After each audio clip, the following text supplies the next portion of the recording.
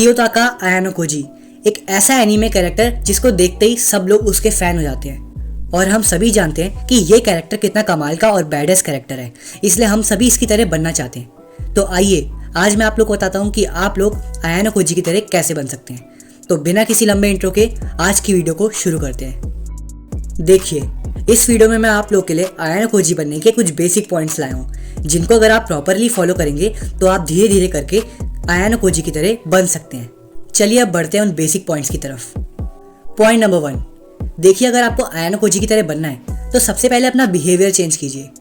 आप पूरी सीरीज में देख सकते हैं कि आयानो koji के बैठने से लेके खाने तक का तरीका सब कुछ वेल ट्रेंड है, लाइक एकदम जैसे आर्मी ऑफिसर्स को ट्रेन किया जाता है।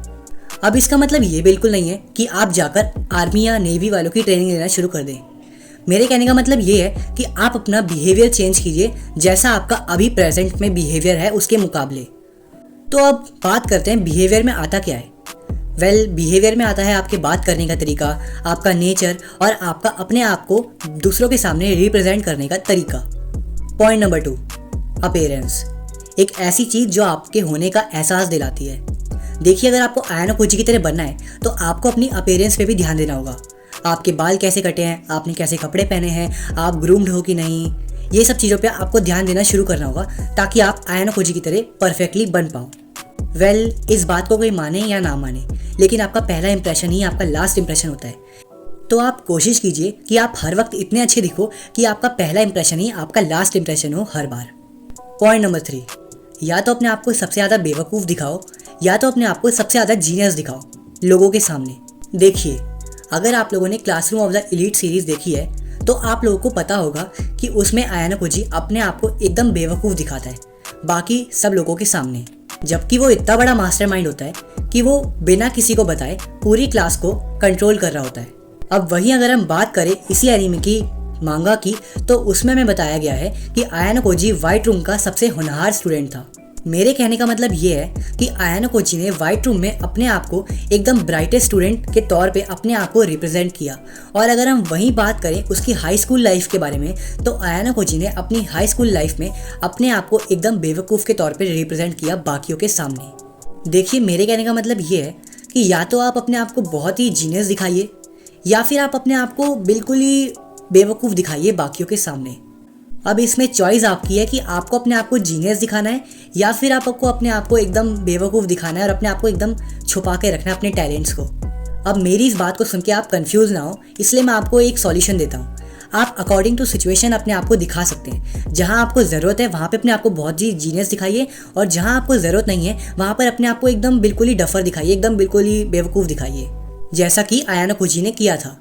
पॉइंट नंबर 4, अगर आपको आयानो koji की तरह बनना है तो आपको अपनी थिंकिंग को बदलना पड़ेगा।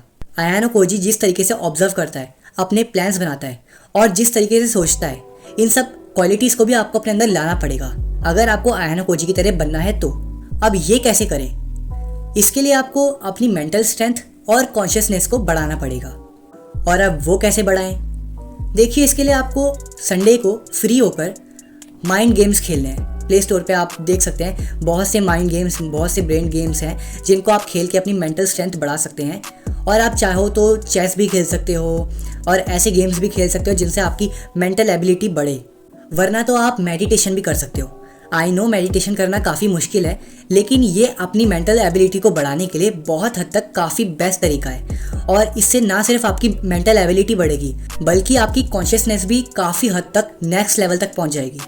वरना तो अपने दिन के सिर्फ 30 मिनट अपने रूम में अपने साथ बिताइए। इससे आप अपने इमोशंस पे काबू पाना सीख जाएंगे आसानी से। तो इन सभी पॉइंट से आप अपनी मेंटल स्ट्रेंथ और कॉन्शियसनेस काफ़ी हद तक बढ़ा सकते हैं। अब चलते हैं अपने 5th पॉइंट की ओर। Point number 5, physical strength. देखिए, हमने अपनी मेंटल स्ट्रेंथ तो बढ़ा ली, लेकिन अब आपको अपनी फिजिकल स्ट्रेंथ पे भी ध्यान देना होगा। देखिए, हम सभी जानते हैं कि classroom of the elite series में आयानो koji एक ऐसा बंदा है जो अपनी फिजिकल स्ट्रेंथ और अपनी फाइटिंग स्किल्स के साथ इतना परफेक्ट है कि उसे पूरी सीरीज़ में कोई हाथ तक नहीं लगा पाता। हम सभी जानते हैं कि फिजिकल स्ट्रेंथ हमारी हेल्थ के लिए काफ़ी इंपॉर्टेंट है, क्योंकि जिसकी फिजिकल स्ट्रेंथ जितनी अच्छी होती है वो उतने टाइम तक सर्वाइव कर पाता है इस दुनिया में। देखिए, अगर आपको आयानो koji की तरह बनना है तो आप अपनी फिजिकल स्ट्रेंथ पे आज ही से काम करना शुरू कर दीजिए। अब इसके लिए आप एक्सरसाइज करना शुरू कर सकते हैं, नहीं तो यूट्यूब पे जाके सर्च भी कर सकते हैं। यूट्यूब पे ऐसे बहुत से तरीके हैं जिनसे आप अपनी फिजिकल स्ट्रेंथ बढ़ा सकते हैं। पर क्या सिर्फ फिजिकल स्ट्रेंथ ही मैटर करती है?